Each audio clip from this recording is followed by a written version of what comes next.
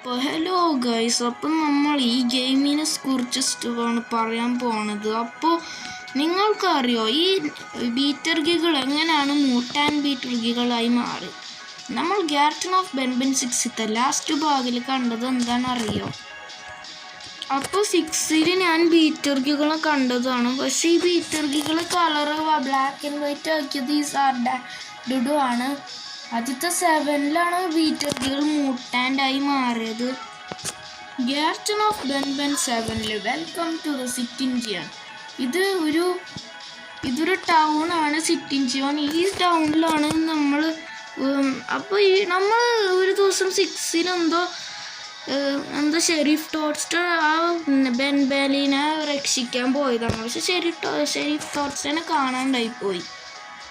ഇവരൊക്കെ ഏലിയൻസ് ആണ്. ഈ സിറ്റിൻജിയൻ്റെ ആൾക്കാരാണ്. ഇവരാണ് നമ്മൾ കണ്ടുമുട്ടാൻ പോകുന്നത്. പിന്നെ ഷെരീഫ് ടോഡ്സ്റ്റർ കണ്ടിട്ടുണ്ട്. എവിടെയാണ്? ഇതാണ് ഷെരീഫ് ടോഡ്സ്റ്റർ. അവൻ ഭയങ്കരമായിട്ട് വിഷമക്കാണ്. പക്ഷെ സാധാരണ ഷെരീഫ് ടോഡ്സ്റ്റർ ഹാപ്പി അല്ലേ. പക്ഷെ അങ്ങനെ ഇത് സാഡായി മാറി. പിന്നെ ഇതാണ്. അപ്പോൾ ഈ ഗാർട്ടൺ ഓഫ് ബെൻബൻ 7ൽ കുറേ സ്റ്റോറി ഉണ്ട്, ക്യാരക്ടേഴ്സ്. അപ്പോൾ അടുത്ത കാര്യം നമ്മൾ പറയും. ഇത് മ്യൂട്ടാൻറ്റ് ബീറ്റർഗികളാണ്. ഇവനങ്ങനെ ബ്ലാക്ക് ആൻഡ് വൈറ്റ് ആക്കിയതാണ് സർഡാഡുഡു. പക്ഷെ അപ്പോൾ ഈ 7 സ്റ്റോറിയാണ് നിങ്ങൾ പറയാൻ പോകുന്നത്. അപ്പോൾ നിങ്ങൾക്ക് കണ്ടുമുട്ടിയെങ്കിൽ പിന്നെ ഈ ഏലിയൻസ് ഉള്ളത് ഒരു ഹോട്ടലാണ് 24 hour.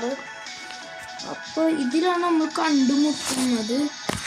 പിന്നെ ഇതിലാണ് സൈറിൻജിയാണ് ഇതിൻ്റെ ഫേസ്. പക്ഷെ ആക്ച്വലി ഏലിയൻ്റെ ടൗണിലാണ് നമ്മൾ എത്തിച്ചേർന്നിരിക്കുന്നത്. അപ്പം നിങ്ങൾക്ക് ഈ സ്റ്റോറി അറിഞ്ഞെങ്കിലും ലൈക്ക് ചെയ്യണം, സബ്സ്ക്രൈബ് ചെയ്യണം. അപ്പോൾ താങ്ക്സ്, ബൈ ബൈ.